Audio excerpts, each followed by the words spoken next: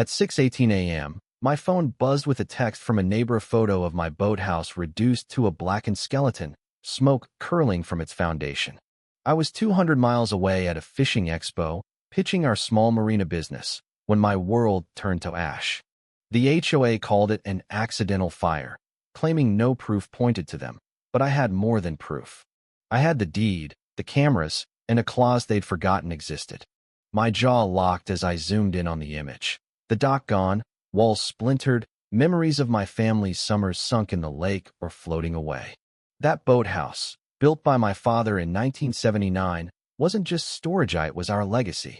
I abandoned my booth, leaving flyers scattered, and tore down the highway, rage burning hotter than the fire I was racing toward. 3 hours later, I pulled into Willow Creek. The lake shimmered, indifferent, but the air reeked of smoke. Yellow tape fluttered around the ruins, a laminated sign reading, "Do not enter. Under investigation." I stepped over it. Patricia Conway, HOA president, spotted me from her patio across the road. She marched over in a silk robe and heels, not a hint of remorse. "It was old, unsafe," she said, smirking. One spark, and it went up like kindling. Besides, it was too close to the visual perimeter. "We've had complaints." Complaints? That justified torching my family's history? I didn't shout. I pulled out my phone, showing footage from a trail cam set up for raccoons. It captured everything. An HOA crew at dawn, one in a vest marked maintenance, carrying tools and a flammable canister. 15 minutes later, flames roared. Patricia appeared, pointing, smiling, then walking away.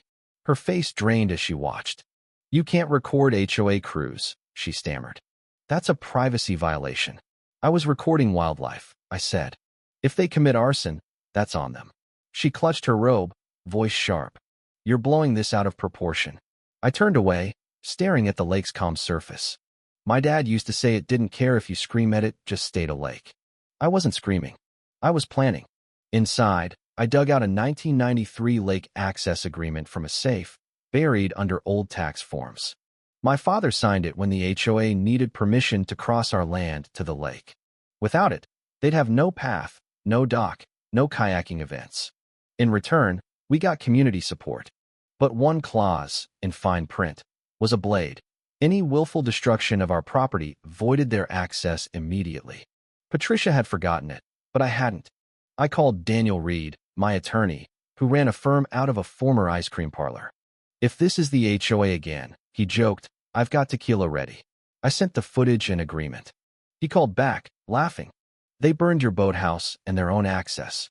This is courtroom gold." He drafted a cease and desist, notarized and pristine, terminating the HOA's lake rights. It warned of trespassing charges and promised a court fight backed by my video. Next morning, I hand-delivered it to the HOA office. Patricia was absent. A nervous intern took it, eyes wide. "Forward this to your lawyer," I said, "and maybe get a fire extinguisher." Walking back, I passed the charred dock where I'd learned to tie knots, kissed my wife under the stars, watched my kids catch their first fish. It was gone, but ashes weren't the end, they were a beginning. The next day, I woke early, instinct pulling me to the ruined dock. Patricia's golf cart zipped by, her sunglasses fixed ahead, ignoring the ashes. By noon, Daniel called. "The HOA's lawyer wants to resolve this civilly." I told him a cease and desist is civil, it means stay off your land. I smirked. "They fighting it." "Oh, they'll try," he said. "They'll call you unhinged, say the fire was an accident, maybe blame your wiring." I snorted. The boathouse had no electricity. Exactly. That afternoon, Ethan Walsh, a jittery HOA rep in a polo, approached. "We want to help rebuild," he said. "Smooth things over." "In exchange for lake access?" I asked. He faltered. "You're trespassing right now," I said. "Your crew burned my property. You don't get to offer a paintbrush." He left, sweating. Then Patricia arrived, heels clacking, holding cookies wrapped in plastic. "Let's not escalate," she said, smiling like a snake. "The lake's a community resource. Setting my boathouse on fire was the escalation," I shot back. She claimed the crew was just clearing debris, the fire unintentional. "So they acted without your approval?" I said. "That's worse." Her smile faded. "We'll rebuild it." "With whose money?" I asked. Insurance won't cover arson, you supervised. I dropped her cookies in the dirt. Tell your residents. No lake access, no events. Stay off my land, or a judge decides. Her eyes blazed. You'll regret this. No, I said, you will. Daniel called that evening. They're challenging the clause, saying it's too old. I laughed. Property rights don't expire. He agreed, setting a court date 3 weeks out.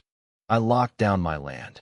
Steel fences, motion sensors, cameras, signs reading, closed due to HOA arson. Neighbors noticed. Some whispered support. One said, I joined the HOA for pothole fixes. All I got was birdhouses and threats. Then a drone buzzed over, circling with a camera. I held up a sign.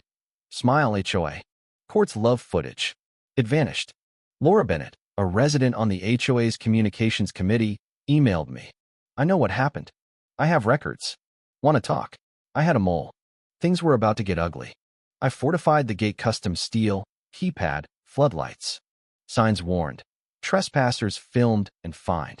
A golf cart caravan arrived. Patricia, sun visor low, Victor Klein, a pompous dentist, and 2 board members. You're violating shared amenities access, Patricia shouted, waving a clipboard. I hit a remote. Floodlights blazed. No boathouse, no access, I said. That's the agreement. Victor puffed up.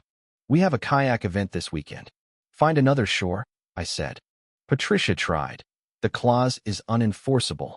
Tell it to the judge, I replied. They left, but soon a letter appeared, claiming my gate violated visual standards and threatening $200 daily fines. I sent it to Daniel. This is gold, he texted. Then residents tried kayaking onto my dock. Motion sensors triggered lights. A speaker boomed. You're trespassing.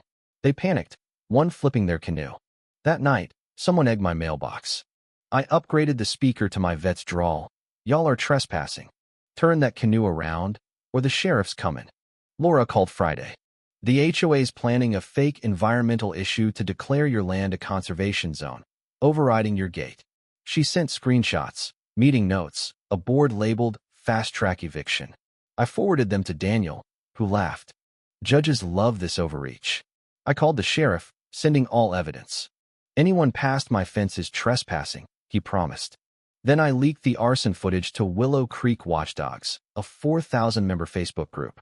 Caption: HOA's idea of maintenance. It hit 10,000 views in hours, 80,000 by night.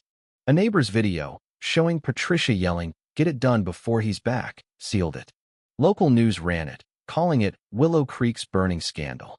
Patricia called it edited. The HOA cried context. The flames told the truth.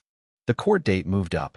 Friday, I walked into the courthouse, boots polished, Daniel grinning.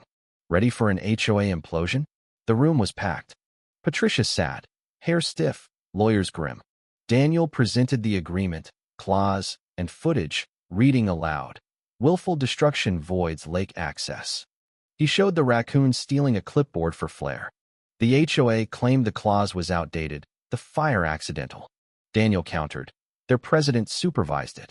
The judge, after reviewing, ruled. The clause is valid. The HOA is barred from the plaintiff's land. Trespassing will incur fines. Damages to be assessed. Patricia gasped. Her lawyer pulled her down. The air crackled with justice. Monday, I woke to Silencino drones, no clipboards. I hired a builder for a fireproof boathouse. Steel siding, metal roof, solar panels, cameras sharper than a hawk's eye. Construction roared, annoying the HOA. Patricia sent a noise complaint. I posted it on my fence. Tranquilities for those who don't burn things. I filed a civil suit for damages equipment, revenue, pain. It threatened the HOA's reserves. Victor visited, sheepish. Some of US didn't agree with Patricia.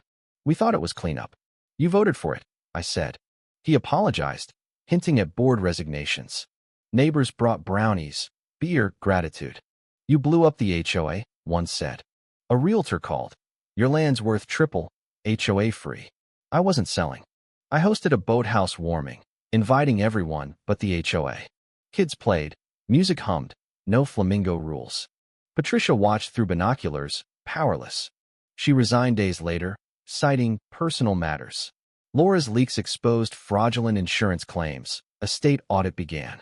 Residents voted 70% to dissolve the HOA. I offered to waive half the damages if they dissolved, apologized, and leased the trail. They did. The new boathouse gleamed, a youth sailing club thriving. I added a plaque, "Burn me down once, I dare you." A developer offered millions. I said no. This was my dad's legacy, my kid's playground, my victory. One evening, Patricia appeared, no visor, just jeans. "You were right," she said, tired. "I thought I was protecting the neighborhood, but it was control. I lost everything." I looked at the lake. "We'll be fine." She nodded. "That raccoon's under my deck, by the way." I almost laughed. The lake shimmered, mine again. They thought a fire would break me. They didn't know I'd rebuild with steel, law, and truth.